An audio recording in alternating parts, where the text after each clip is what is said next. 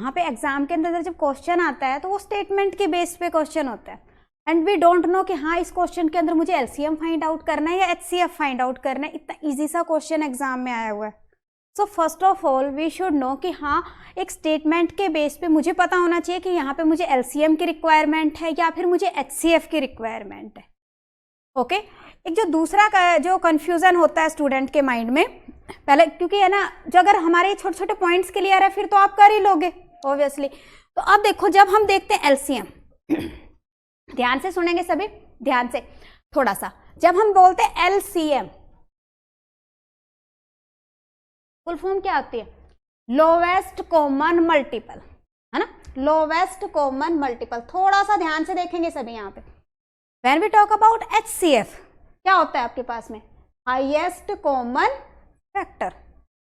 अब main confusion तो यहीं पे आ जाते काफी सारे स्टूडेंट्स को। फॉर एग्जांपल मेरे पास में एक नंबर कुछ नंबर्स है 2, 8 एंड 16। ओके अब इसके अंदर ये बताओ इन तीनों नंबर्स का अगर मैं कहती हूँ एलसीएम कितना है? एलसीएम एचसीएफ वैसे तो आई होप सभी को निकालना आता है, एलसीएम एचसीएफ निकाल लेते हो, बट हमें पता होना चाहिए कि करना क्या है मुझे यहाँ पे। अब अगर मैं बात करती हूँ यहाँ पे एलसीएम की, एलसीएम आएगा आपके पास 16, done.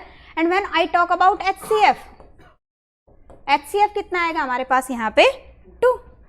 Now the confusion is what कि यहाँ पे मैडम ने कहा लोवेस्ट एलसीएम, यहाँ पे कहा lowest but this value is higher, ठीक है। यहाँ पे मैडम ने कहा कि हाईएस्ट बट यहाँ पे वैल्यू क्या आ रही है? लोवेस्ट। आती है कंफ्यूजन? एम आई राइट? आती है ना सभी को कंफ्यूजन इस तरह की कि हाँ कहते तो ऐसे बट करा उल्टा रहे हैं। तो यहाँ पे पूरी की पूरे आप जो वर्ड है उसको देखो, यहाँ पे क्या एलसीएम, लोवेस्ट के साथ में वर्ड क्या यूज हुआ है यहाँ पे? मल्टीपल। क्या है? लोवेस्ट मल्टीपल की बात हो रही है यहाँ पे, ठीक है। हाईएस्ट, हाईएस्ट क्या है? Factor. That means we should know the difference between this multiple and factor. Multiple क्या है और फैक्टर क्या है? Okay this is the point. अब अगर हम बात करते हैं 2, 8 और 6 की, यही ले रही हूं मैं क्योंकि मेन है पॉइंट है कंसेप्ट। अगर हम 2, 8, 6 के फैक्टर्स देखते हैं, फैक्टर्स क्या होते हैं? लास्ट क्लास में भी मैंने बताया था, द नंबर विच डिवाइड्स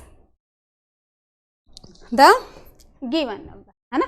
तो वो क्या हो गया हमारे फैक्टर्स। तो अगर मैं 2 के फैक्टर्स देखूं तो 2 के फैक्टर्स क्या बनेंगे आपके पास में? 1, 2, और तो किसी से डिवाइड नहीं होता। उसके बाद में अगर हम आते हैं 8 के, तो 8 के फैक्टर्स क्या है? 1, 2, 4, 8, these are the factors of 8. When we comes on 16, in that case what are the factors? 1, 2, 4, 8, 16, these are the factors. ये फैक्टर्स है। और अब हमारा, अब आओ थोड़ा सा डेफिनेशन पे, क्या था वर्ड हमारे पास में? हाँ जी फैक्टर्स की बात कर रही हूं मैं, HCF, हाईएस्ट कॉमन फैक्टर। अब इन सब में कॉमन देखो जो सबसे बड़ा है, कॉमन तो 1 भी है हमारे पास, कॉमन है ना 1, बट हम तो नहीं कह रहे कि 1 will be the answer, 2 will be the HCF। Highest, highest कौन सा है? 2, इसका हाईएस्ट ये है, और तो बाकी कॉमन है ही नहीं। हाईएस्ट कॉमन कौन सा है? फैक्टर 2। ओके तो यहां पे क्या होगा अपने पास में? HCF के अंदर क्या आएगा? 2। दैट मीन्स कि अगर आपके क्वेश्चन के अंदर स्टेटमेंट में कुछ इस तरह का आ रहा है कि मुझे एक ऐसी वैल्यू चाहिए, हाईएस्ट वैल्यू, जो सभी वैल्यूज को मेजर कर सके। लाइक फॉर एग्जांपल मैं कहती हूँ कि मेरे पास में ना ऑयल्स के टैंक हैं अलग अलग, जिनके अंदर ऑयल्स है, एक में कुछ लीटर है, एक्स लीटर है, एक में वाई लीटर है, एक में जेड लीटर है। अब मैं कहती हूँ मुझे एक ऐसे कंटेनर की जरूरत है जिससे मैं सभी को मेजर कर सकूं। तो उस केस में मुझे क्या चाहिए? एक ऐसा जो पहले वाले को भी डिवाइड करता हो, दूसरे वाले को भी, तीसरे वाले को भी। ओके तो उस केस में हम क्या फाइंड आउट करेंगे? HCF फाइंड आउट करेंगे। क्या फाइंड आउट करेंगे हम? HCF। या हमारे पास में कुछ इस तरह का क्वेश्चन आ जाए, आई हैव 3 स्टिक्स, और मैं कह रही हूँ इनको मैंने मेजर करना है, तो सबसे बड़ा स्केल कौन सा होगा जो इसको मेजर कर सके? तो उस केस के अंदर हम क्या फाइंड आउट करेंगे? HCF। क्लियर? तो पता चल गया कहाँ पे मुझे HCF फाइंड आउट करना है। Clear? Now come on LCM, उसके बाद अभी डेफिनेशन भी करवाऊंगी मैं आपको, पहले एक बार कंसेप्ट समझ लो फिर डिटेल में करेंगे। अब हम आते हैं एलसीएम में। क्या था हमारे पास में नंबर, क्या थे बेटा, क्या क्या लिए थे मैंने अभी? 2, 8, 16 है ना, 2, 8 एंड 16। अब हम बात करते हैं मल्टीपल्स की। मल्टीपल्स, यस, 2 के मल्टीपल्स क्या बनेंगे? 2, 4, 6, 8 मीन्स क्या है? इसके मल्टीपल मीन्स ये किन को डिवाइड करता है? These are the number which are divisible by this, है ना, ये होता है मल्टीपल। तो यहां पे क्या आ गया आपके पास में? This is 10, 12, 14, 16, 18, 20, all these are the multiples. Okay, done, these are the multiples. अब अगर हम बात करते हैं 4 के, सॉरी 8 के मल्टीपल्स लेते हैं। 8 के मल्टीपल्स क्या होंगे? 8, then 16, these are the multiples. आगे तक हम लिख सकते हैं। 16 के मल्टीपल्स क्या होंगे? 16, 32, these are the multiples. Okay, now the thing is what, कि मुझे क्या फाइंड आउट करना है यहाँ पे? हाँ जी, एलसीएम, लोवेस्ट कॉमन मल्टीपल। अब हम क्या लेंगे? लोवेस्ट, जो तीनों में कॉमन है। अब तीनों में कॉमन और लोवेस्ट कौन सी है? लोवेस्ट यहाँ पे तो 2 बन रहा है, इनमें 2 है नहीं। 4, 6, 8, देन फाइनली अगर हम देखें तो 16, 16 and 16, this is lowest common multiple. अब पता चल गया कि लोवेस्ट क्यों लेते हैं और हाईएस्ट क्यों लेते हैं। अब तो आई थिंक किसी को कंफ्यूजन नहीं है। You are late. एक बार थोड़ा सा रिवाइज कर देते, बट घंटे की क्लास होती है, थोड़ा सा मुश्किल हो जाता है, कोई बात नहीं, एक बार मैं रिवाइज कर देती हूँ एक बार सभी के लिए। देखो, अगर हम बात करते हैं बेटा यहाँ पे लोवेस्ट कॉमन मल्टीपल की और हाईएस्ट कॉमन फैक्टर की, तो हम देखते हैं फॉर एग्जांपल मेरे पास में यही नंबर है, तो मैं कहती हूँ एलसीएम, तो एलसीएम इसका क्या होगा? 16। एचसीएफ क्या होगा? 2। तो कंफ्यूजन आती है, कंफ्यूजन क्या आती है कि यहाँ पे तो लोवेस्ट है बट वैल्यू तो ज्यादा है, आती है ना कंफ्यूजन। यहाँ पे तो हाईएस्ट है बट वैल्यू क्या है? कम है। तो यहाँ पे पॉइंट क्या है कि आपको पता होना चाहिए these are the multiples and this is the factors. Okay, तो जब हम बात करते हैं कि अपने पास में कोई भी इस तरह की वैल्यू आती है जहां पे हमें मल्टीपल्स की जरूरत होती है, तो वहां पे हम क्या लेंगे? एलसीएम फाइंड आउट करेंगे। जहां पे आ जाता है फैक्टर्स, वहां पे हम किसके क्या करेंगे? एचसीएफ फाइंड आउट करेंगे। ओके, अभी थोड़ा क्वेश्चंस देखोगे तो आई होप क्लियर हो जाएगा। अब उसके बाद में आता है हमारे पास में, एक बार डेफिनेशन दोबारा से देख लेते हैं। Factors is the set of number which exactly divides the given number. यहां पे देखो क्या है? एग्जैक्टली डिवाइड्स, ठीक है। और multiple is the set of numbers which exactly divisible by the given number. Done. उसके बाद में है हमारे पास जैसे 8 है, तो these are the factors and these are the multiples.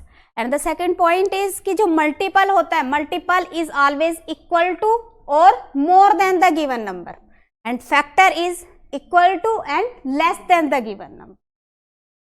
Done, yes. अब हमारे पास क्वेश्चन मान लो इस तरह से, इतना इजी क्वेश्चन नहीं आएगा एग्जाम में, ठीक है, बट वी शुड नो कि हाँ हमें आता है एलसीएम फाइंड आउट करना है या नहीं। हमारे पास ये नंबर है, इसका एलसीएम फाइंड आउट करना है। अब एलसीएम आप अलग अलग तरीके से फाइंड आउट कर सकते हो। प्राइम फैक्टराइजेशन मेथड, जो बिल्कुल स्टूडेंट छोटे होते थे हम तब करते होते थे, उसकी जरूरत नहीं है। Second is division method, and third is कि हाँ बाई ट्रिक हम डायरेक्टली कर लें। तो अगर हमारे पास स्मॉल नंबर्स हैं तो आप बाय डायरेक्टली ट्रिक से कर सकते हो, अदरवाइज डिवीजन मेथड ज़्यादा यूज होते हैं, ठीक है। तो डिवीजन मेथड कैसे करते हैं? जैसे यही है 3, 9, 18 एंड 24। ओके, सबसे पहले देखेंगे कि हाँ यहाँ पे अगर आपके पास में दो नंबर किसी पर्टिकुलर नंबर से डिविजिबल है, in that case we will take that. अब यहाँ पे हम देख रहे हैं दीज 2 आर डिविजिबल बाय 2, तो हम 2 से ले लेंगे पहले इसको, 3, 9, और जो बाकी है उनको एज इट इज रखेंगे। ओके, अब 3,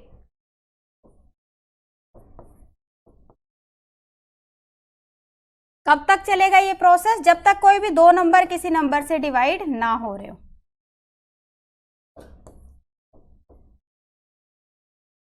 ओके उसके बाद में जरूरी नहीं है कि हाँ फिर दोबारा से लो, बस सिंपल ये देखो कि जो जो मेरे पास में नंबर से उनको मल्टीप्लाई कर दो।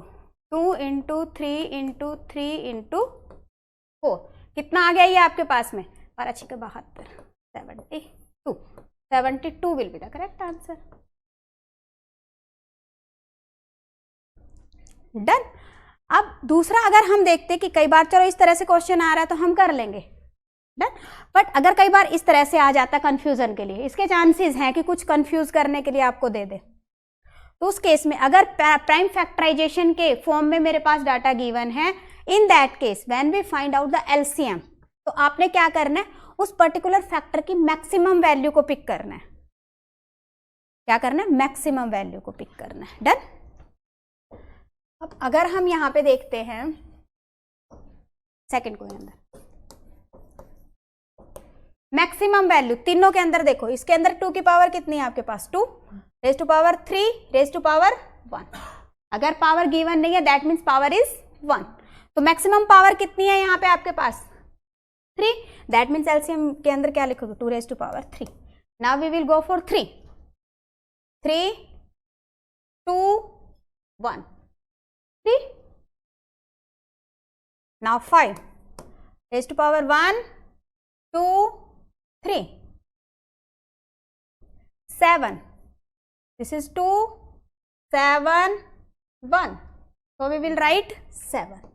then 11, अब 11 यहाँ पे देखो, यहाँ पे है नहीं इस नंबर के अंदर, that means what? 11 raise to power 0। Okay इसमें भी नहीं है, 11 raise to power 0, and here it is 11 raised to power 1, and we will take the maximum value। okay तो maximum वाला क्या है? 11, so you will write here 11, this is your L। okay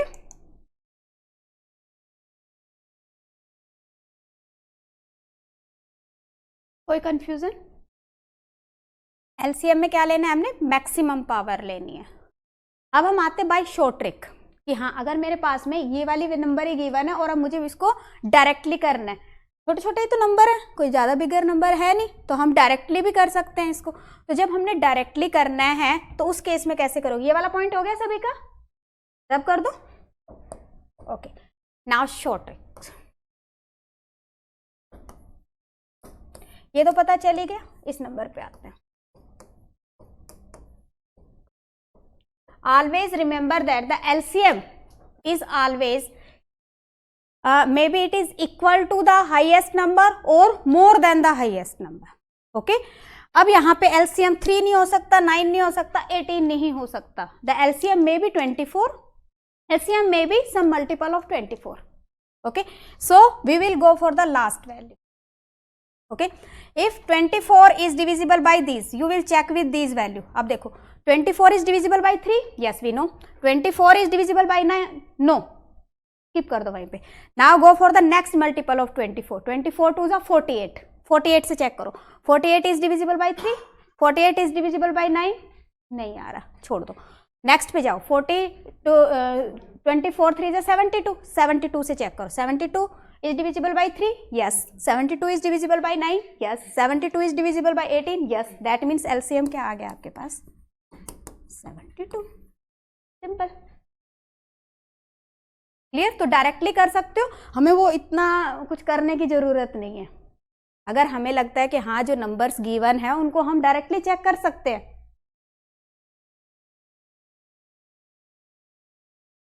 okay हाँ जी, जो ऑनलाइन स्टूडेंट्स है clear है LCM? Now come on HCF part.